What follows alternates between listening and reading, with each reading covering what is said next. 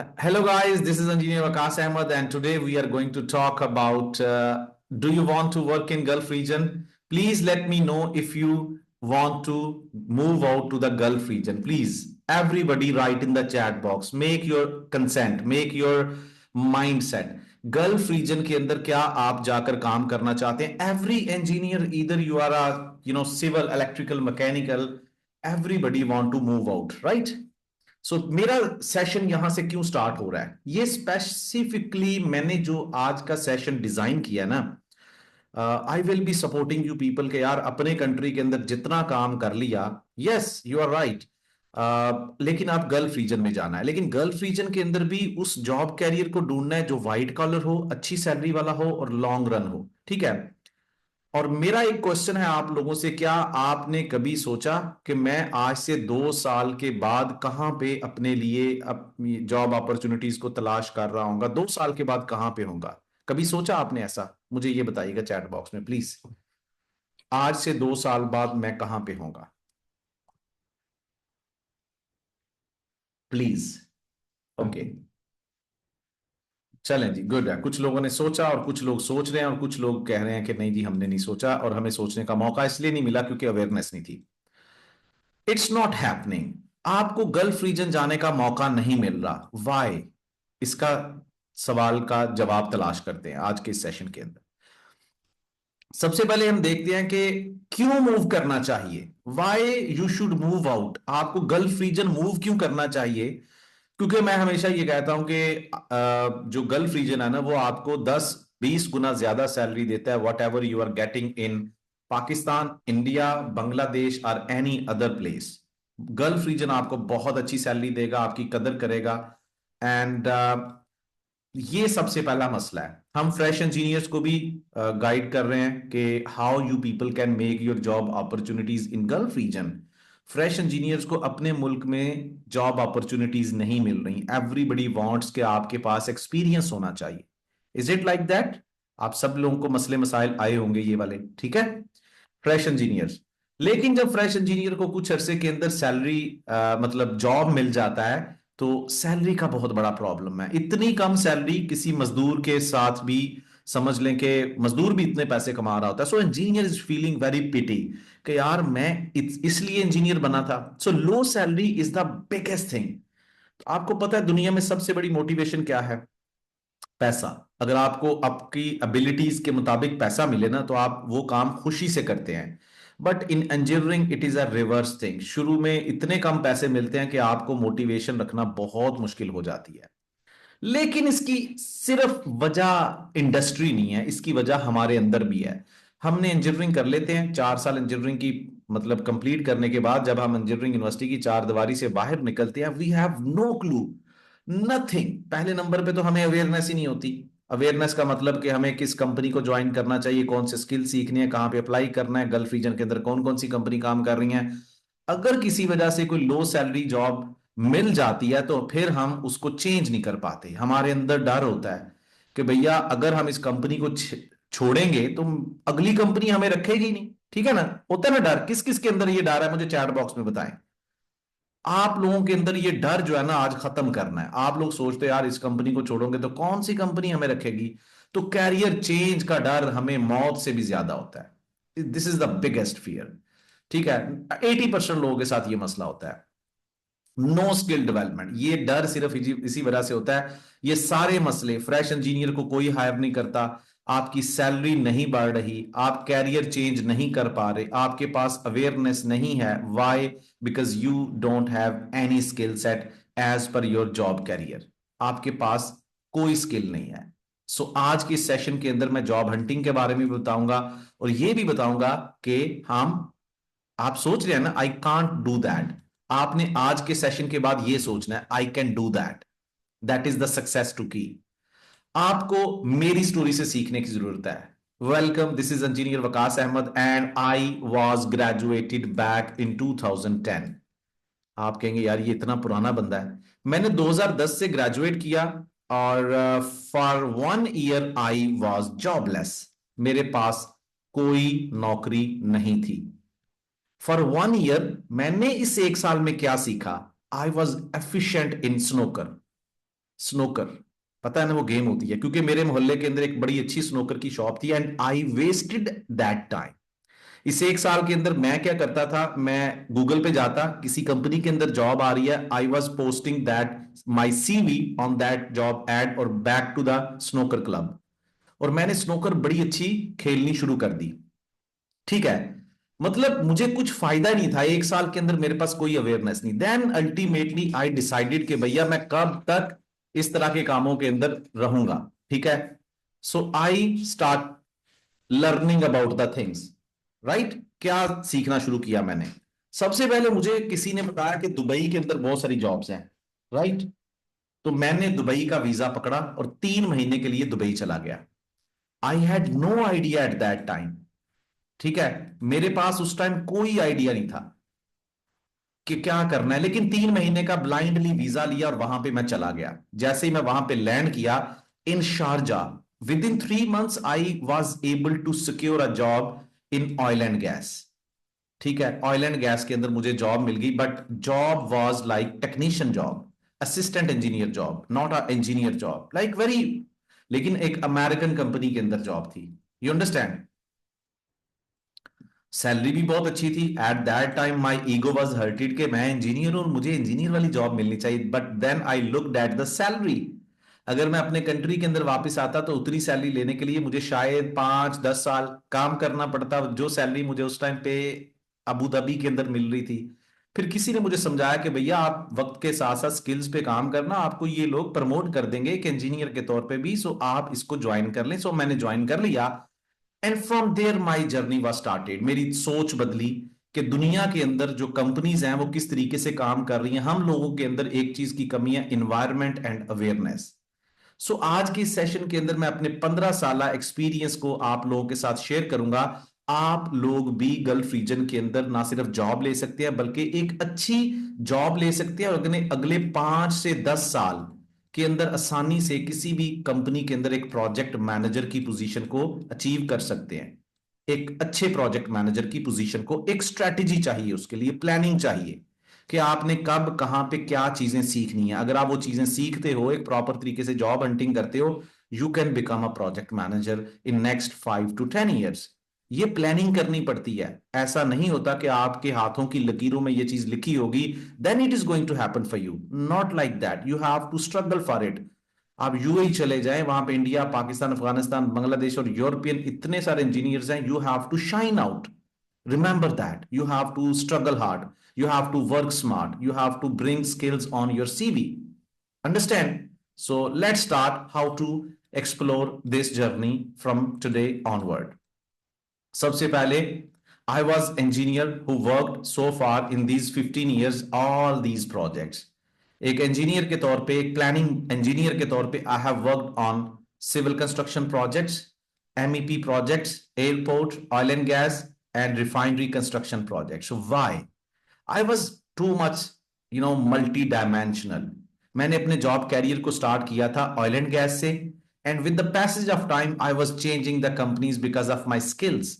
मेरे पास project planning control का स्किल था। आपको एक चीज बताता चलूं कि एक वाहिद स्किल है जो दुनिया के हर तरह के प्रोजेक्ट के अंदर लाजमी चाहिए होता है।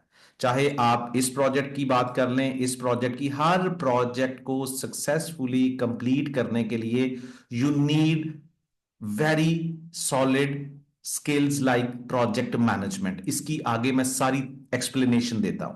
सो this is my profile. Now I will be sharing with you people onward के how you people can learn these things and दो चीजें हैं जो आपको सीखनी है, जो मैं अपने आज 15 साल कैरियर एक्सपीरियंस से आपको बताने जा रहा हूं। You have to only learn industry awareness. Industry के अंदर चल क्या रहा है, किस तरह के स्किल्स हैं, दुबई के अंदर किस तरह के प्रोजेक्ट चल रहे हैं, सऊदी अरब के अंदर नियॉन का प्रोजेक्ट चल रहा है, तो किस तरह के स्किल सीखने होंगे। जॉब हंटिंग का नहीं पता होता, हमारे सामने जॉब्स होती हैं। ऐसा बिल्कुल ना कहा करें कि जॉब्स नहीं है, हम इंजीनियर बने। आज से 15 साल पहले जब हम इंजीनियर बने थे तो हमें भी ऐसे ही लगता था। हर वो बंदा जो 100 साल पहले पैदा हुआ था या 100 साल बाद पैदा होगा, जब माइंड सेट एक जैसा होता है तो फीलिंग भी सेम होती है। जॉब्स बहुत सारी हैं बट हमें तरीका नहीं पता कि जॉब हंटिंग करनी कैसे है। सो आज के सेशन के अंदर I will be sharing awareness as well as job hunting का एक सही तरीकाकार क्या है। So you are going to take very informative details with you after this session.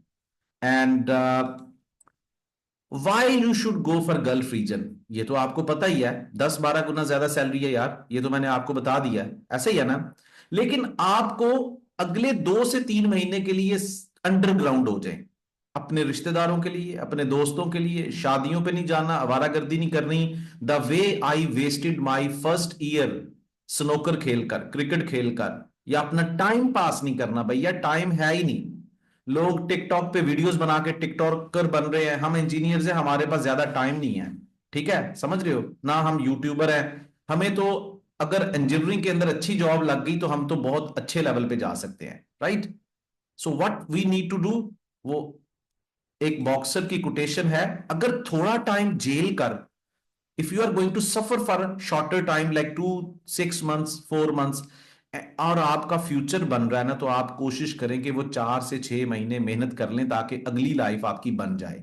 तो ये वो टाइम है जो मैं आपको प्रिस्क्राइब करता हूं कि ये 2 से 3 महीने की मेहनत है। इस बंदे की तरह एक डब्बे में अपने आप को बंद कर लें, एक लैपटॉप ले लें, और आपने भैया सिर्फ काम करना है 2 से 3 महीने तक, that's it.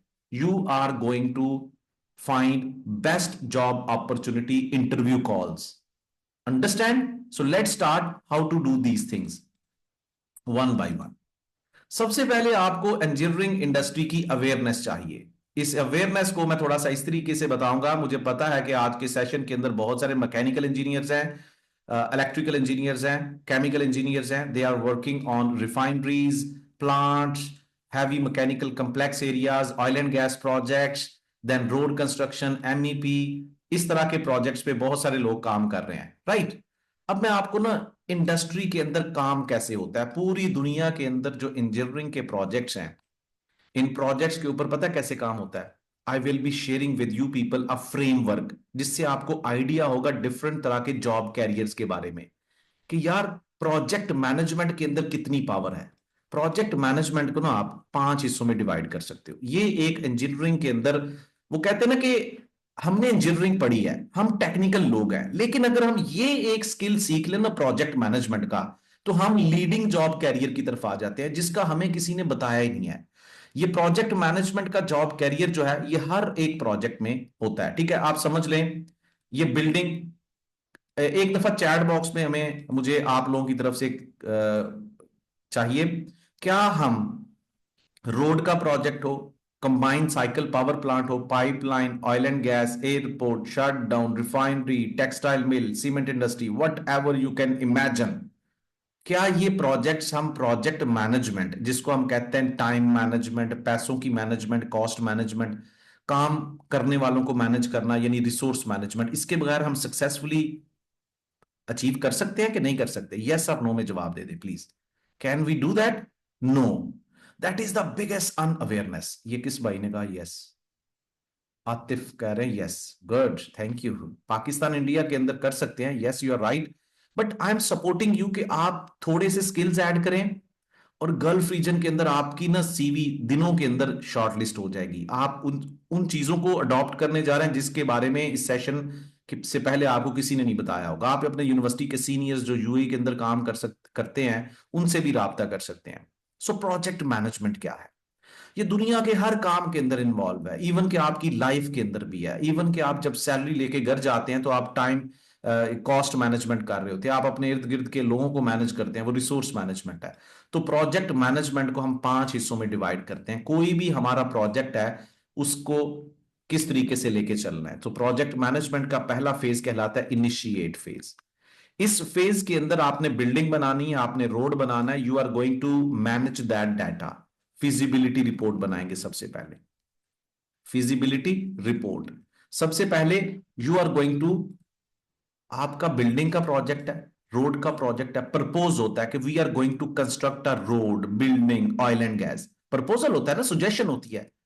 So then in the response of that proposal, you are going to formulate feasibility report के इस प्रोजेक्ट के बेनिफिट्स क्या हैं, इस प्रोजेक्ट के ऊपर कितनी कॉस्ट आएगी, इसकी टेक्निकल इवैल्यूएशन क्या है, क्या ये प्रोजेक्ट टेक्निकली सही है, सूटेबल है कि नहीं, इकोनॉमिकली इसकी वैल्यूज क्या हैं, इस प्रोजेक्ट से हमें कल को क्या फायदा होगा, इकोनॉमिकल वैल्यूज, ठीक है, ये मैं आपको स्टेप बाय स्टेप चीजें बताने जा रहा हूं। फिजिबिलिटी रिपोर्ट के अंदर ये दो काम किए जाएंगे, technical evaluation and economical evaluation.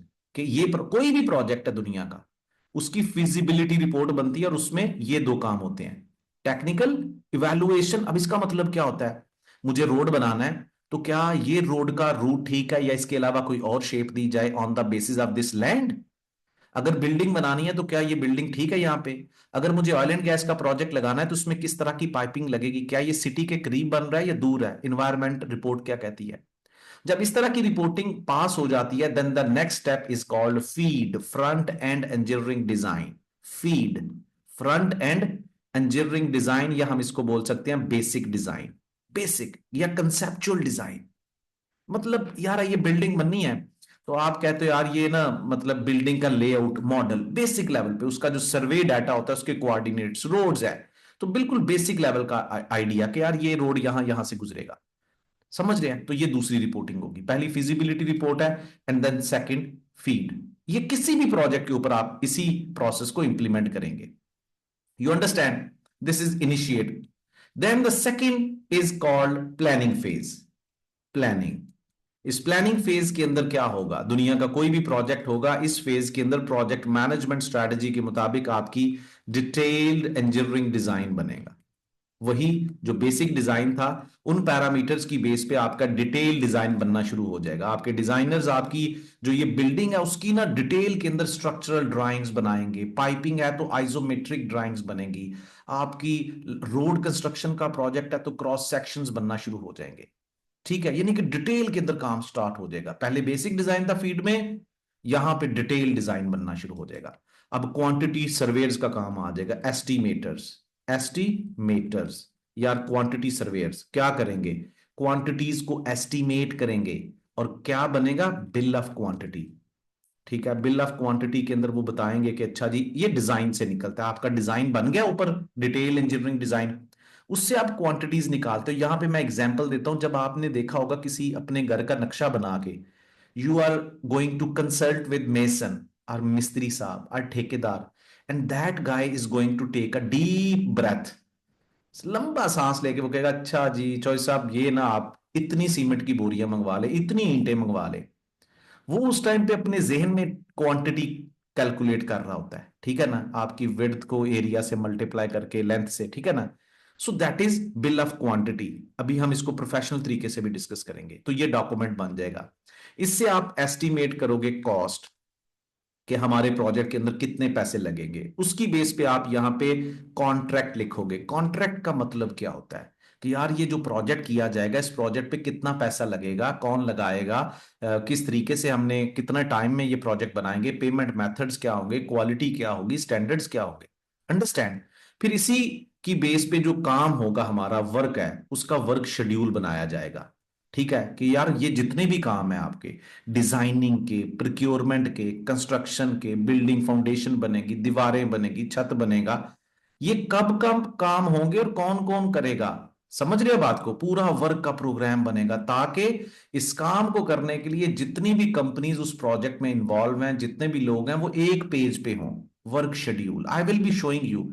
और ये बनाया जाता है प्राइमावेरा P6 पे। ठीक है, P6 पे।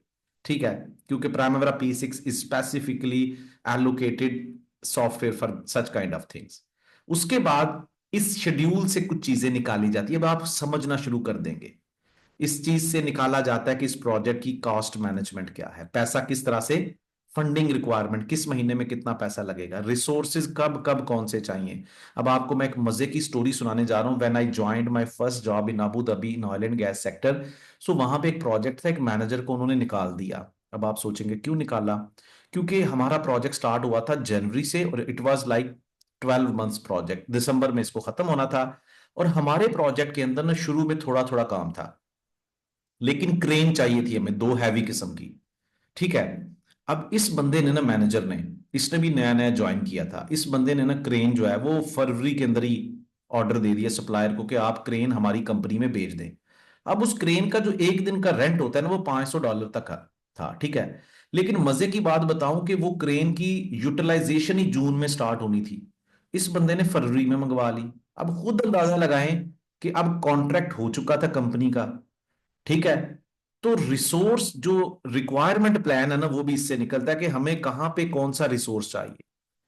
ये प्रोजेक्ट शेड्यूल के अंदर चीजें होती हैं। पैसा कितना चाहिए, इस महीने में कितना पैसा खर्च करना है, रिसोर्सेज कितने चाहिए, मटेरियल रिक्वायरमेंट प्लान, सीमेंट कितना चाहिए, स्टील के, हर चीज आपके वर्क शेड्यूल में। अब आप अंदाजा लगा सकते हैं कि वर्क शेड्यूल कितना पावरफुल डॉक्यूमेंट है। प्लानिंग फेज के अंदर ये सारे काम होते हैं। अगला फेज कौन सा है? कंपनी ने खैर उस मैनेजर को किक आउट कर दिया बिकॉज उसके साथ कॉन्ट्रैक्ट हो गया था, ठीक है, क्रेन वालों के साथ जो भी कंपनी थी supplier. Planning phase, the second phase and the third phase is called execution phase. Execution phase के अंदर क्या होता है कि आप कॉन्ट्रैक्ट के मुताबिक मोबिलाइज कर जाते हो साइट के ऊपर। आप अपनी क्रेन, अपने बंदे, अपने बर्तन, अपना किचन, अपना शेफ, अपनी मशीनरी, अपने इंजीनियर्स, अपना स्टाफ लेकर साइट के ऊपर मोबिलाइज कर जाते हो जहां पे आपने वो चीज बनानी है। उसको हम कहते हैं एग्जीक्यूशन, और वहां पे प्रैक्टिकल काम स्टार्ट हो जाता है as per project schedule. You understand? अब यार जैसे ही एग्जीक्यूशन फेज स्टार्ट होगा ना, एक और फेज साथ ही स्टार्ट हो जाता है जिसको हम फोर्थ फेज कहेंगे, monitor and control phase. Monitor and control phase, इस फेज का मतलब क्या है? जैसे ही एग्जीक्यूशन स्टार्ट होगी, आपका ना साइट के ऊपर स्टाफ होता है, quality assurance, quality control, site engineer, आपके supervisor, they are going to monitor. Welding हो रही है, they are going to monitor. Site के ऊपर मेजन काम कर रहे हैं, they are going to monitor, they are going to document आज कितनी एक्सकवेशन होगी, कितनी मट्टी आई, कितनी डंप की, कितनी रोलर ने कंपैक्ट की। वो सारी चीजें रिपोर्ट की शक्ल में बन रही होती है, उसको हम कहते हैं मॉनिटरिंग। वो रिपोर्ट जाती है प्लानिंग इंजीनियर के पास, वो प्रोजेक्ट शेड्यूल प्राइमरी P6 में डालेगा और प्रोग्रेस रिपोर्ट बनाएगा इस फेज के अंदर, अर्नड वैल्यू मैनेजमेंट को यूज करते हुए, EVMS। इससे आपको अपने प्रोजेक्ट का स्टेटस पता चलता है कि मेरा प्रोजेक्ट सही चल रहा है कि नहीं, इसलिए हम इसको कहते हैं मॉनिटरिंग एंड कंट्रोल फेज। ये दोनों फेजेस, एग्जीक्यूशन फेज, ठीक है, और मॉनिटर एंड कंट्रोल फेज, ये आपके साथ साथ चलेंगे। और the fifth phase is called closing phase. जैसे ही आपका प्रोजेक्ट एंड पे पहुंचेगा, you are going to define final report, फिर handing over, taking over and all that. ठीक है, is that clear now? Can you understand it? पूरी दुनिया के अंदर एक प्रोजेक्ट मैनेजमेंट का फ्रेमवर्क क्या है? चाहे आपका रोड कंस्ट्रक्शन है, building, MEP, oil and gas, refinery, textile, anything, please let me know in the chat. Is that clear? ये पूरा साइकिल आपको फिंगर टिप्स पे है। Initiate, planning, execution, monitor and control and closing. Please one time right each and everything in the chat box, ताकि आप कुछ सीख कर जाएं। अब यार यहां से आप अंदाजा लगाएं कि एक बंदा जो डिजाइनर है, उसकी उड़ान यहां से यहां तक की है, उसका काम यहां से यहां तक है। क्वालिटी इंश्योरेंस और क्वालिटी कंट्रोल का काम सिर्फ यहां से यहां तक है। ठीक है, ऐसे ही है ना, वो मॉनिटरिंग एंड कंट्रोल में एग्जीक्यूशन स्टार्ट होगा, टेस्टिंग लगा रहे हैं। कॉस्टिंग वाले का भी यहां तक है, कॉन्ट्रैक्ट वाले का भी शुरू तक ही है। लेकिन एक प्लानिंग इंजीनियर वाहिद जॉब करियर है जो यहां से स्टार्ट होगा, यहां तक आएगा, यहां से स्टार्ट होगा और यहां तक हैंडिंग ओवर तक। ये बंदा इधर है यार, एवरीवेयर। और फिर इस जॉब कैरियर जिसको हम प्लानिंग इंजीनियर बोलते हैं, he is also required on road construction project, he is also required on this building construction, he or she is also required on build oil and gas, every project आपने project management implement करवानी है, that is only possible through planning engineers, that's it। सिर्फ planning engineers, right?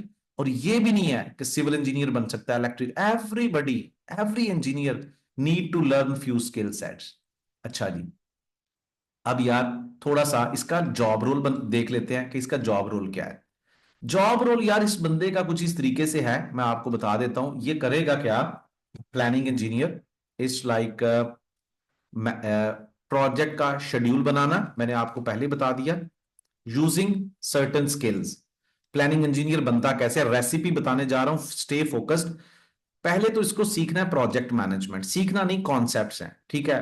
इसके concepts में क्या क्या चीजें आएंगी कि टाइम मैनेजमेंट, कि यानी कि पूरी कंस्ट्रक्शन इंडस्ट्री के मुताबिक हमें अपने प्रोजेक्ट के ऊपर टाइम मैनेजमेंट को किस तरीके से इंप्लीमेंट करना है, कॉस्ट मैनेजमेंट को किस तरीके से इंप्लीमेंट करना है, जो हमारे प्रोजेक्ट के ऊपर रिसोर्सेज हैं जैसे कि मशीनरी है, मटेरियल है, रिसोर्सेज में मेजन आ जाता है, हेल्पर्स आ जाते हैं, उनको कैसे मैनेज करना है, स्कोप मैनेजमेंट किस तरीके से करनी है, ये सारी चीजों के कॉन्सेप्ट सीखेगा ये बंदा।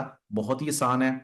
एंड देन अपनी फील्ड बिल्डिंग है, रोड है, पाइपलाइन है, जो भी यानी कि प्रोडक्ट है। मुझे एक दफा चैट बॉक्स के अंदर सब लोग बताओ आप लोग किस किस प्रोजेक्ट पे काम कर रहे हो, बिल्डिंग, रोड, पाइपलाइन, ये मैंने पूछा ही नहीं वैसे भी। तो वो आपकी प्रोडक्ट कहलाती है, that is the second thing. ठीक है, एक दफा आप लिख दो प्रोडक्ट आपकी डेवलप कैसे होगी, ठीक है, उसके बारे में नॉलेज होना चाहिए। फिर आप प्राइमवेरा P6 इसका पता होना चाहिए। फिर कॉन्ट्रैक्ट, ठीक है, ये चार एक चीजें प्लानिंग इंजीनियर को पता होनी चाहिए। ये कॉन्सेप्ट्स है, ये आपकी बिल्डिंग, रोड, पाइपलाइन, प्रोडक्ट है, उसकी डिफरेंट स्टेजेस का पता होना चाहिए। बिल्डिंग बनेगी तो भैया आपकी फाउंडेशन होगी, दीवारें होंगी, उसके कंपोनेंट्स पता होने चाहिए। प्राइमवेरा P6 सॉफ्टवेयर का पता होना चाहिए। And I will be sharing Primavera, this is Primavera P6, see this is, ये है आपका जी प्राइमवेरा P6। ठीक है, सी राइट नाउ, ये आपका प्राइमवेरा P6 है। And you can see right now, ये देखें, ये आपका एक टाइमलाइन एरिया है, दिस वन टाइमलाइन, ये देखें मंथली बेसिस पे। ये हर एक्टिविटी के अगेंस्ट एक बार है, हर बार की लेंथ उसके ऊपर कितने दिनों का काम है। ये आपका एक्टिविटी टेबल है, ID, name, start date, finish date. देखें आपका ये एक ऑयल एंड गैस का प्रोजेक्ट है जिसमें पाइपिंग का है, पाइपिंग का प्रोजेक्ट है ये, ठीक है। अबू धाबी रुमैथा फील्ड का एक प्रोजेक्ट है जिसमें फैब्रिकेशन है, सिविल का काम है, इलेक्ट्रिकल का काम है। ये आप खुद देखें जरा, एक प्रोजेक्ट के ऊपर। ये देखें, ये क्या है, ये आपकी फैब्रिकेशन चल रही है। मैकेनिकल वालों को बहुत अच्छे तरीके से पता होगा फैब्रिकेशन क्या है, पता है ना सबको। मैकेनिकल वाले अपना raise your hand please, mechanical वाले हाजिर हो, मैं बड़ा डिटेल के अंदर बताऊंगा, don't worry, don't go anywhere, don't worry, okay, this is my responsibility. अच्छा जी, अब मैकेनिकल वाले आ जाएं। Route survey, ROW clearing and grubbing, पहले फैब्रिकेशन होगी पाइपिंग की शॉप में, फिर साइट के ऊपर ये काम हो रहे हैं, ROW clearing grubbing, trenching, lowering, back filling. फिर हमारा पिग लॉन्चर है, इसकी फाउंडेशन बन रही है, ये भी सिविल का काम है। टाई इन वेल्डिंग है, ये सारे काम यहाँ पे लिखे हुए हैं। और स्ट्रैटेजी है, स्ट्रैटेजी यहाँ पे बनेगी, कौन सा काम पहले करना है, कौन सा काम, ये पूरी स्ट्रैटेजी है। ये देखो, यही तो पूरी कंपनी की, इसीलिए तो प्लानिंग इंजीनियर जॉब करियर बहुत ज्यादा हाई सैलरी और व्हाइट कॉलर जॉब है। ये कंपनी की जो स्ट्रेटजी बनाने वाले लोग होते हैं ना, ये स्ट्रेटजी है। ठीक है, ये स्ट्रेटजी जो बनाता है, ठीक है, वो क्लाइंट के भी करीब रहता है और जल्दी उसको मौका मिलता है कंसल्टेंट साइड पे मूव करने का। व्हाइट कॉलर जॉब होती है, ऑफिस के अंदर बैठ के काम करना है, हाई सैलरी है, और फ्रीलांसिंग के भी बहुत ज्यादा अपॉर्चुनिटीज हैं। अब आप ये देखिए, एक साल का प्रोजेक्ट है, ये टाइम मैनेजमेंट है। मैंने एक साल को अपना, ये देखें, शार्प वर्क 61 डेज के अंदर हर चीज को स्टेप बाय स्टेप, हर चीज के अंदर, ये देखें, ये देखें नीचे तक इक्वली सेग्रीगेट किया हुआ है।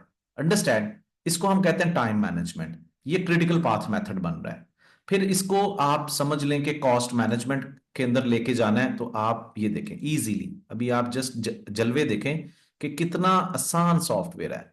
बजटेड टोटल कॉस्ट, ये देखें, ये देखें आपके पूरे प्रोजेक्ट की डॉलर्स के अंदर कॉस्ट आ रही है। ठीक है, ये देखें आपका प्रोजेक्ट, ये देखें, ये आपके हर एक्टिविटी के अगेंस्ट कॉस्ट कितनी है, कॉस्ट मैनेजमेंट। ये बात याद रखें, थोड़ा सा जलवा देखें सॉफ्टवेयर का, कॉस्ट भी आ रही है। ये करना पड़ता है, ये सीखना पड़ता है, मैं ये नहीं कह रहा। अब आप इसकी पावर देखें कि दुनिया का कोई भी प्रोजेक्ट है, रोड भी इसमें आएगा, बिल्डिंग भी आएगी, हर तरह का प्रोजेक्ट इस तरह मैनेजमेंट अप्लाई होती है।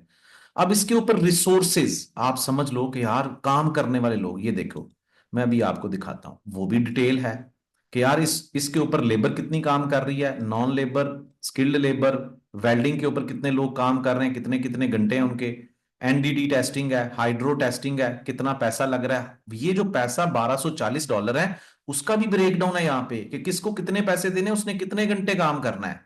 दैट मच पावरफुल कि पूरे प्रोजेक्ट को मुट्ठी में कर दिया, स्टार्ट से लेके एंड तक everything is there. Cost management भी मैंने झलक दिखाई ना, समझ रहे हो ना। ये दिखाने का फायदा और मकसद सिर्फ ये है कि यू शुड अंडरस्टैंड कि दुनिया किस तरफ जा रही है। हम इंजीनियर्स के लिए जो मैनेजमेंट के रोल्स हैं वो कब आएंगे, जब हम उस तरह के स्किल सीखेंगे। अदरवाइज पूरी जिंदगी हमारी साइड का ऊपर खज्जल होते ही गुजर जाएगी। Number of years of experience का कोई फायदा नहीं होता जब तक स्किल नहीं होगा। अगर हमें इस तरह से अपने प्रोजेक्ट्स, अपनी कंपनी के कॉम्प्लेक्स चीजों को सॉल्व करने के स्किल्स होंगे, वी विल बी हायर्ड। अच्छा, इसके अलावा और बताता हूं। अब मेरा ये प्रोजेक्ट टोटल, ये ये है $387 मिलियन का है। और मजे की चीज बताऊं, जब मुझे प्लान करना आ जाएगा, I can show to my client कि मेरे प्रोजेक्ट के अंदर ये फंडिंग रिक्वायरमेंट एस कर्व्स आ जाते हैं। ये समझ रहे हैं, ये एस कर्व्स हैं इजीली। ये देखें, एस कर्व का मतलब क्या होता है कि मेरे प्रोजेक्ट का पैटर्न क्या है शुरू से लेके एंड तक। जैसे क्रिकेट टीम होती है यार, इट्स वेरी इजी। क्रिकेट कौन कौन क्रिकेट देखता है, please let me know in the chat box. Cricket के अंदर इस तरह का ग्राफ बना होता है एक, और दूसरा ग्राफ ये बना होता है, दो टीमें होती हैं, ऐसे ही है ना। तो इससे पता, पहली टीम ने जो खेला है उसका प्रोफाइल ऐसे था अगेंस्ट ईच ओवर, और दूसरी टीम जो खेल रही है वो इस तरीके से है, और इजीली पता चल जाता है। बिल्कुल वही है कि हमारी प्रोजेक्ट के अंदर जो हमारी ये टीम है, ये हमारे ओवर्स हैं, मंथ्स हैं, हर मंथ के अंदर कितना पैसा चाहिए, ठीक है, ये उसको शो कर रहा है। और अगेंस्ट ये देखिए, डबल क्लिक करेंगे हमें आइडिया हो जाएगा ये पैसा चाहिए। So this is Primavera P6, how powerful. आप इस स्किल को सीखकर बेहतरीन तरीके से किसी भी कंपनी, और सऊदी अरब, कतर, ओमान जैसे कंट्रीज में why it is most demanded, पता है आपको? क्योंकि वहां पे आपको पता है मैनेजमेंट के बगैर, टाइम की मैनेजमेंट, कॉस्ट की मैनेजमेंट के बगैर कोई कंपनी नहीं आगे चलती। And if you people think, ठीक है, नहीं वो गूगल प्रोजेक्ट मैनेजमेंट अली इकरार, दैट इज समथिंग एल्स। ये हमारी कंस्ट्रक्शन मैनेजमेंट है, वो गूगल मैनेजमेंट है, वो समथिंग एल्स, कोर्सेरा ये वो समथिंग एल्स है, ये नहीं है वो, ठीक है। हमें यहाँ पे टूल भी सीखना पड़ेगा, अब हमें उन कंपनीज के मुताबिक काम सीखना पड़ेगा, ठीक है। So I will be explaining each and everything, ठीक है। ये बात समझ आ गई सबको? प्राइमरी P6 का थोड़ा सा मैंने बता दिया, आपको आइडिया हो गया होगा किस तरीके से है। अब यार अवेयरनेस आ गई, एक तो मैंने चीज आप लोगों को स्पेसिफाई कर दी कि यार एक स्किल है जो सिविल इंजीनियर भी सीख सकता है, electrical, mechanical, every engineer can learn it, that is primary P6 and project planning control. आप इस जॉब कैरियर को अगर ज्वाइन करना चाहते हैं तो primary P6 is the best. Building का प्रोजेक्ट बनेगा तब भी आपको प्राइमरी P6 पे आना पड़ेगा, वही कॉन्सेप्ट है, सब कुछ सेम है, oil and gas, pipeline, MEP, airport, everything something. Okay, so next please. HSC, देखो HSC तो एग्जीक्यूशन हो रही होती है ना, देखो मेरी बात सुनो। HSC, भाई पूछ रहे HSC का क्या। HSC एक ऐसी फील्ड है कि आपकी एग्जीक्यूशन हो रही है और आप ध्यान रख रहे हो कि भैया ये काम सेफ्टी से करना है, वो वाला है, ठीक है। प्लानिंग इंजीनियर तो शुरू से रूल कर रहा है ना, वो with the passage of time वो सारे प्रोजेक्ट्स को लेके चल रहा है। प्रोजेक्ट मैनेजर भी वही बनेगा। मैं प्रोजेक्ट मैनेजर का मैंने शुरू में लफ्ज यूज किया कि आने वाले 5 से 10 साल में, 10 साल उनके लिए जो भी करियर स्टार्ट करेंगे, 5 साल उनके लिए जो भी 3 से 4 साल फील्ड में गुजार चुके हैं, 5 से 10 साल में जो प्रोजेक्ट मैनेजर बनना चाहते हैं, तो बाकी तो फिर सब कुछ ऐसा ही है ना, हलवा ही है, ठीक है। तो गोल्डन रूल्स मैं अभी आपको बताने जा रहा हूं कि देखो सिर्फ स्किल सीखना लाजमी नहीं है, सिर्फ स्किल आपको कुछ नहीं देगा। आपको आज से जॉब हंटिंग की स्ट्रैटेजी बनानी है अगले 2 से 3 महीने के लिए। सबसे पहले आपने अपने लिए इंडस्ट्री ढूंढनी है। इंडस्ट्री जैसे अभी आपने डिसाइड किया, who is ready to become a planning engineer, please मुझे चैट बॉक्स में बताएं, या दूसरे अल्फाज में कौन प्रोजेक्ट मैनेजर अगले 5 या 10 साल में बनना चाहता है, अपनी जॉब कैरियर प्लानिंग अगले 5 से 10 साल में। Who want to become a planning manager और प्रोजेक्ट मैनेजर, प्लीज। ठीक है, हम इसको अब इस तरीके से देखते हैं। हमने स्किल सीख लिया, ओके थैंक यू, हमने स्किल सीख लिया। अब हम ना प्लानिंग इंजीनियर से स्टार्ट करेंगे, जूनियर प्लानिंग पूरा वो है ना। तो प्लानिंग इंजीनियर की कैरियर वो हमने स्टार्ट करना है। सबसे पहले तो आपने किसी भी फील्ड में जाना है, डिजाइनिंग, प्लानिंग, सेफ्टी, वट, तो इंडस्ट्री डिवीजन आपने डिफाइन करनी है। ये आपकी ना जॉब हंटिंग स्ट्रेटेजी का पहला पॉइंट है। दूसरा पॉइंट क्या है? दूसरा पॉइंट है वो कंपनीज जो गल्फ रीजन के अंदर इस जॉब डेजिग्नेशन के अगेंस्ट आपको हायर करेंगी, मेक देयर लिस्ट 100+ कंपनीज। अब आप कहेंगे यार ये कैसे आएगा? ChatGPT, LinkedIn, like Parsons, like KBR, KEO, Bechtel, Aramco, ADNOC, Halliburton, Schlumberger, Al Jabir, Jacobs, Black Cat, Arcadis, Atkins, many other companies. 100+ companies की आपके पास लिस्ट होनी चाहिए। अब कैसे लेके आनी है वो भी मैं आपको बताऊंगा। Let me finish these points. और उन कंपनीज के अंदर जाके प्लानिंग इंजीनियर की CV के साथ अप्लाई करना है। एंड एक और बहुत सारी चीज है जो हम लोगों को बिल्कुल नहीं बताई जाती, जिसके ऊपर मैं बहुत सारी वर्कशॉप करवाता हूं कि भैया नेटवर्किंग करना सीख ले। हम लोगों को सिर्फ एक ही चीज आती है कि जाके इंस्टाग्राम पे लड़कियों को ऐड कर लेते हैं, यार यही काम आप लिंक्डइन के ऊपर आके एचआर को ऐड करें, रिक्रूटर को ऐड करें, अपने अच्छी अच्छी कंपनीज के अंदर काम करने वाले सिविल इंजीनियर्स को ऐड करें, जो यूएई, सऊदी अरब, कतर, ओमान के अंदर जॉब कर रहे हैं उनको ऐड करें। हम ऐड भी कर लेते हैं, फिर हमारे अंदर एक और भी मसला है। अगला मैसेज हम उनको क्या करेंगे, यार मेरी नौकरी करवा दो। मेरे साथ बड़ा एक्सपीरियंस हुआ है, ये लोगों के मैसेज आते हैं, सर हमारी हमारी नौकरी करवा दो।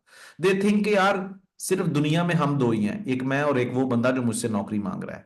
यार नेटवर्किंग इज समथिंग एल्स। लोगों के साथ रिश्ते बनाएं, लोगों के साथ नेटवर्किंग करना सीखें। उनको जब भी जॉब सीकिंग करनी है ना, तो किसी से हेल्प नहीं मांगनी। Try to learn these principles. ठीक है, डेली बेसिस के ऊपर 4 से 5 बंदों को ऐड करें। मान लो कि आप डेली के 3 बंदों को ऐड करते हो, 1 महीने के अंदर 90 लोगों को आप ऐड कर लोगे लिंक्डइन के ऊपर, जो ऑलरेडी गल्फ रीजन के अंदर काम कर रहे हैं। और मान लो कि 90 लोगों को आपने रिक्वेस्ट भेजी, उनमें से 30 लोग आपकी रिक्वेस्ट को एक्सेप्ट करते हैं।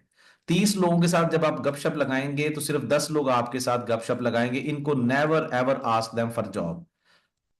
यू नो, रियलाइज देम, कि उनको ये एहसास दिलवाएं कि आप उनसे इंस्पायर्ड हैं। ठीक है, उनसे इंस्पायर्ड है। Never ask them for help, ask them for advice. Show them that you are skilled engineer, क्योंकि यहां पे आपने स्किल सीख लिया हुआ है। ठीक है, शो देम और आस्क देम, एडवाइस मांगे उनसे, उनकी पोस्ट पे जाके कमेंट करें। अगर 2 बंदे भी आपको रिकमेंड कर देते अपने एचआर को, देन आपकी निकल पड़ेगी। This is the power of networking. Never, 2 से 3 महीने लगते हैं, हर महीने नए नए लोगों को ऐड करें, अच्छे प्रोफाइल वाले, and try to engage with them. आपको एक बंदे की रिकमेंडेशन भी बहुत दूर लेके जा सकती है। So that is the principle of network with people. इसके बाद आपने क्या करना है भाई मेरे, know about company background, company demand. यार ये जो कंपनीज की लिस्ट है, इसके अंदर जो भी कंपनीज है उनके मुतालिक जाने, उनके प्रोफाइल के बारे में इन लोगों से पूछें। ठीक है, स्किल सीखें, उनसे पूछें, जैसे मैंने बताया प्राइमरी P6। ठीक है, स्किल सीखें, फिर अप्लाई करें online with ATS CV, not CV. किस किस को पता है एटीएस सीवी का, please let me know in the chat box. ATS CV और CV, it's not the time to apply for CV, ATS CV. ये मुझे भी पता चला था बैक इन 2010। होता क्या है कि हम जब किस कंपनी की जॉब ऐड आती है ना, ये मैं आपको, जॉब ऐड आती है तो इस कंपनी की डिमांड होती है, हमें सिविल इंजीनियर चाहिए, उसको शेड्यूलिंग करनी आनी चाहिए, उसको time management, cost management, resource manage, सब कुछ लिखा होता है जॉब ऐड के अंदर। अगर हमारी सीवी के अंदर वही ब्लड ग्रुप लिखा हुआ है, अपनी गली का एड्रेस लिखा हुआ है, मैं शादीशुदा हूं, मैं, मेरा इस मजहब से ताल्लुक है, मैं फलाने गांव से ताल्लुक रखता हूं, मेरी ना इस, तो दैट विल बी रिजेक्टेड। आपने अपनी सीवी के अंदर ये जॉब एड रिक्वायरमेंट लिखनी है, क्योंकि आज के दौर में हर एक कंपनी के अंदर एक जॉब एड के अगेंस्ट 10,000 सीवीज तो सबमिट हो रही हैं। तो एचआर के पास इतना टाइम नहीं होता कि वो 10,000 सीवीज के अंदर जाके देखेगा 10 सीवी के लिए। They have ATS system, applicant tracking system. They are going to ask this system, out of these 10,000 CVs, give us 10 CVs which are mostly outstanding. So ये किस तरीके से कैलकुलेट करता है, इस जॉब एड के अंदर जो हाई कीवर्ड्स हैं, जैसे कि प्रोजेक्ट शेड्यूलिंग, प्रोजेक्ट प्लानिंग, जैसे कि अभी मैं आप लोगों के साथ शेयर करता हूँ। I will share with you, ये आपको नजर आ रहा है आई गेस, ये मेरा लिंक्डइन। तो यहाँ पे आप देखिए प्लानिंग इंजीनियर्स। तो जैसे ही मैं सर्च बार के अंदर जाके प्लानिंग इंजीनियर लिखूंगा, यहाँ पे आप United Arab Emirates, you can write anything, just to show you ATS CV का मतलब क्या होता है।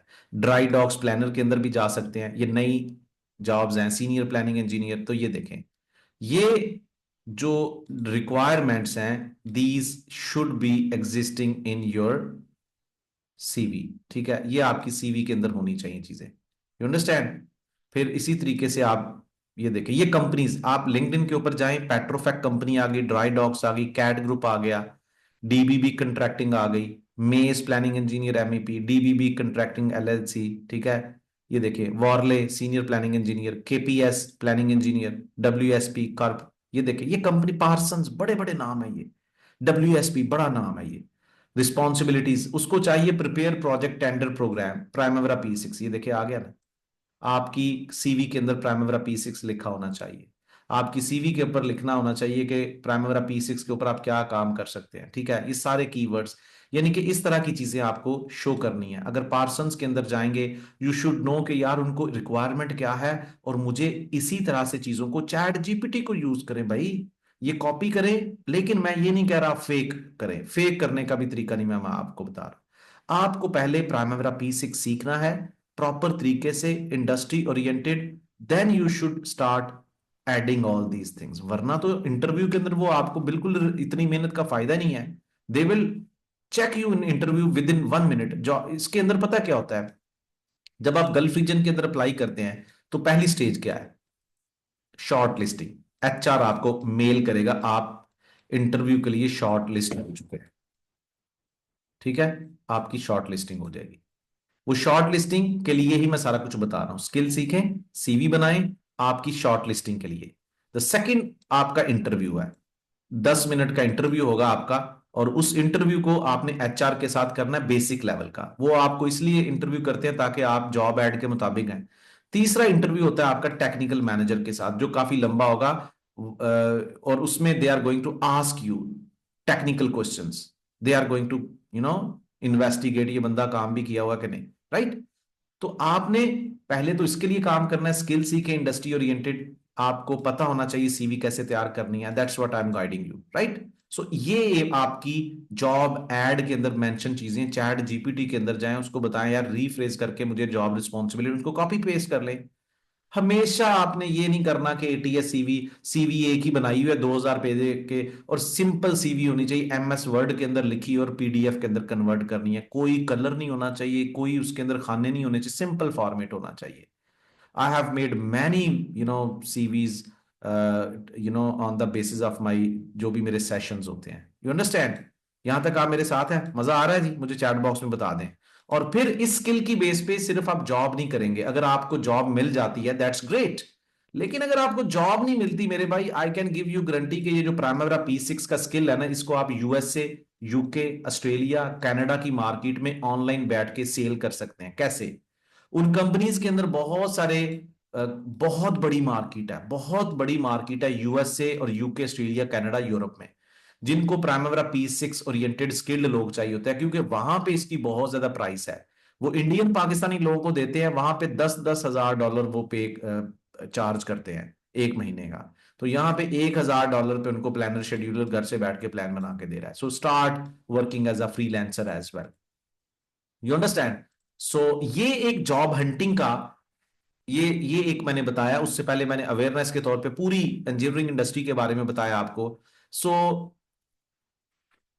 ऑयल एंड गैस के अंदर इसकी बहुत ज्यादा डिमांड है, इस स्किल सेट की, ठीक है। और इसके अंदर सैलरी इनसाइट्स मैं आपको बता दूं, दो इंजीनियर्स का कंपैरिजन कर लेते हैं, दोनों फ्रेश इंजीनियर्स हैं, और दोनों जब जॉब लेंगे तो जो बंदा जिसके पास कोई स्किल नहीं है, एज अ फ्रेश लेवल 25 से 30 हजार रुपया, पहले तो उसको सैलरी नहीं, जॉब नहीं मिलेगी, जॉब मिलेगी तो सैलरी नहीं मिलेगी, सैलरी मिलेगी विदाउट एनी स्किल तो ये वाली है। और अगर आपके पास प्राइमरी P6 का स्किल है तो आपको जॉब भी मिलेगी, व्हाइट कॉलर जॉब मिलेगी स्टार्ट में ही, और आपको अच्छी सैलरी मिलेगी 40 से 60 हजार रुपए की। अगर UAE के अंदर इन दोनों इंजीनियर्स को फ्रेश लेवल पे कंपैरिजन में लेके आए तो UAE के अंदर पहले नंबर पे तो विदाउट स्किल आपको अभी तो वीजा ही नहीं मिल रहा, ठीक है। सऊदी अरब के अंदर वीजे मिल रहे हैं, कतर के अंदर मिल रहे हैं, कतर के अंदर हालात खराब हैं, लेकिन सऊदी अरब के अंदर बहुत जॉब्स हैं। UAE के अंदर अगर आपका इधर से बैठ के इंटरव्यू हो जाता है then you will get visa. Bahrain के अंदर जॉब मिल सकती है, ओमान के अंदर बहुत सारी अच्छी जॉब्स हैं, अल्लाह करे UAE के अंदर भी बहुत सारी जॉब्स हैं, वीजे खुल जाएं, लेकिन स्किल्ड हैं तो फिर कंपनी आपको आपका वीजा देगी, डोंट वरी, गवर्नमेंट भी आपको अप्रूव करे, क्योंकि स्किल्ड इंजीनियर के वीजे अवेलेबल है, नॉन स्किल्ड के नहीं है, डिग्री बेस पे अब काम खत्म हो गए हैं। और ये वाली आपकी सैलरी लगती है स्टार्टिंग में ही, जब अगर आप एक स्किल्ड इंजीनियर हो प्राइमरी P6 के अंदर। यार वहां पे कंपनीज जो प्रोजेक्ट उठाती हैं ना, तो गवर्नमेंट को उन्होंने अपनी इवैल्यूएशन प्रेजेंट करनी होती है, और इवैल्यूएशन पता किस बेस पे होती है, उनके पास इंजीनियर्स कितने स्किल्ड हैं, right. So that is why it is gonna help you. एक तो जॉब अच्छी हो जाती है, जॉब की सैलरी अच्छी मिल जाती है, और आपका फ्यूचर भी ब्राइट हो जाता है। और ये मैंने आपको थोड़ी देर पहले लाइव जाके लिंक्डइन के ऊपर चीजें बता दी। अब मैं, बहुत सारे लोगों के क्वेश्चंस होंगे, सर मैं सिविल इंजीनियर हूं, मैं मैकेनिकल हूं, मैं इलेक्ट्रिकल हूं, मैं केमिकल हूं, मैं इंडस्ट्रियल हूं, मैंने DA किया है, तो क्या मैं ये कर सकता? Yes brother, everybody. देखो मैनेजमेंट तो कोई बंदा भी कर सकता है, ये भाई जो है अपने टेक्निकल स्किल के साथ जब मैनेजमेंट आएंगे तो वो बिल्डिंग रोड के अंदर प्लानिंग इंजीनियर के तौर पे काम कर सकते हैं। Mechanical engineer oil and gas, electrical engineer grid station power plant, ये पेट्रोकेमिकल इंडस्ट्री, इंडस्ट्रियल इंजीनियर। आपने just primary P6 project planning control सीखना है, you all go directly to the planning engineering. और इसका जॉब कैरियर किस तरीके से start होगा, बीटेक विल बी। मैं अगले 5 साल का या 10 साल का जॉब कैरियर आपके साथ प्रोजेक्ट मैनेजर का शेयर करने जा रहा हूं, हाउ इट विल स्टार्ट। पहली स्टेज, ये पहली स्टेज है। पहली स्टेज के अंदर आप सीखोगे stay focused, Primavera P6, construction management भी कह सकते हैं, ईपीसी प्लानिंग, ठीक है। ये इसका EPC planning control, project management control, ठीक है। ये आपका पहला स्टेप है, प्रोजेक्ट मैनेजर बनना है आपने यहां पे जाके। पीएम, ये पीएम है। पहला स्टेप क्या है, आपने क्या सीखना है, Primavera P6 EPC project management control. ये पहला आपका स्टेप है। चाहे आप फ्रेश इंजीनियर हैं आप सीख सकते हैं, चाहे आप सीनियर इंजीनियर हैं, किसी भी लेवल पे हैं, ये सीखना। यहां पे अगर आपने जाके बैठना है, you are not recommended until you will be. और इसमें सीखते क्या है, वही जो चीजें मैं आपको थोड़ी देर पहले बता के आया हूं, प्रोजेक्ट की time management, cost management, Primavera P6, contract का पता होना चाहिए, डॉक्यूमेंटेशन। अच्छा, कुछ टाइम गुजरेगा तो आपको एक और चीज सीखनी पड़ेगी, वो है delay analysis and claims management. Delay analysis and claims management with P, ये भी प्राइमवेरा P6 के साथ ही है, ठीक है।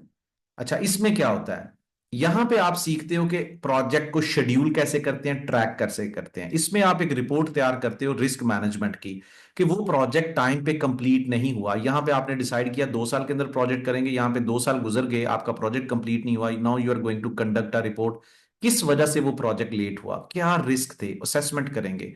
उसके ऊपर time management, cost management, revise schedule तैयार करेंगे कि अब नेक्स्ट स्ट्रेटेजी क्या है। तो इसको सीखने के बाद कुछ अरसे के बाद आपने ये करना है। और फिर कुछ अरसे के बाद अगला आपने क्या सीखना है, पीएमपी, जिस which is American certification, PMP. और फिर ये 5 साल की जर्नी बता रहा हूं। और फिर कुछ अरसे के बाद you will be automatically recommended to the project manager. ये आपकी 0 लेवल से स्टार्ट हो रहा है। ये आप 2 साल का एक्सपीरियंस समझ लें, ये आपका 5 साल का एक्सपीरियंस है। अब जो फ्रेशर्स हैं दे विल बी स्टार्टिंग, जो फ्रेशर्स हैं अभी 1-2 साल का एक्सपीरियंस है, they are having starting from here. जो सीनियर लेवल पे हैं उनको ये सारी जर्नी अगले 3 साल के, अगर आपका 10 साल का एक्सपीरियंस है आप ये सारी जर्नी 1 साल में भी कवर कर सकते हैं, क्योंकि आपका ऑलरेडी एक्सपीरियंस है फील्ड में, यू आर एलिजिबल। सो ये प्रोजेक्ट मैनेजर का है, ठीक है। यहां तक आप मेरे साथ हैं। अब फ्रेशर कहेगा मैं तो भैया आपने सीखना भी है, 2 साल बाद आपका ये मैंने बनाया है। जो सीनियर लेवल पे है 5 साल वाला, उसने ये वाली चीज जो है वो 5 साल में कवर करनी है। जो 3 साल वाला है, आप देख लें कितने साल हैं, उतने सालों में आपने ये कवर करनी है, क्योंकि 10 साल के अंदर अंदर आप प्रोजेक्ट मैनेजर बन सकते हैं। लेकिन मेरे एक ऐसे भाई जिनके पास ऑलरेडी 8 साल का एक्सपीरियंस है, तो वो ये वाली सारी सर्टिफिकेशन 2 साल के अंदर अंदर करके आराम से प्रोजेक्ट मैनेजर बन सकते हैं। Is that clear? I think this is gonna be a very important thing. Okay, आप कैरियर चेंज भी कर सकते हैं, कैरियर चेंज करने में कोई मुश्किल नहीं है। प्लानिंग इंजीनियरिंग जिस तरीके से मैंने आपको बताई है, it is leading job career. हमारे अख्तियार में नहीं होता कि स्टार्ट में हमें अपनी मनपसंद जॉब मिले। अगर आज आपको अवेयरनेस मिल रही है, आपके अंदर जुर्रत है, आप सीख सकते हैं, आप इस जॉब कैरियर को अटेन कर सकते हैं। The way I have transform my job career, ठीक है, you can also do that one, ठीक है। और अभी अगली स्लाइड के अंदर मैं आपको बताने जा रहा हूं वाई, क्यों। ये 4 रीजन हैं क्यों आपको आज स्टार्ट करना चाहिए सीखना हाई सैलरी जॉब कैरियर। आप किसी से भी पूछ लें, project managers, planning engineers, senior planners की हमेशा से बाकी डिपार्टमेंट से अच्छी सैलरी होती है। आप पाकिस्तान इंडिया के अंदर काम कर रहे हैं, ये स्किल सीखकर गल्फ रीजन में जाएंगे, you will be accepted, you will be hired. Multiple job opportunities, एक planning engineer building construction project पे काम करता है, वो रोड पे भी काम कर सकता है प्लानिंग इंजीनियर के तौर पे, वो एमईपी के ऊपर भी काम कर सकता है, वो ऑयल एंड गैस में भी। तो मल्टीपल फ्रीलांसर के तौर पे काम कर सकते हैं, big job opportunities, I already told you people, right. So ये प्लानिंग इंजीनियरिंग जॉब कैरियर के अंदर सारी बेहतरीन चीजें, right. So I will be sharing here that set for you people. अब आप क्वेश्चन आंसर्स कर सकते हैं। Thank you very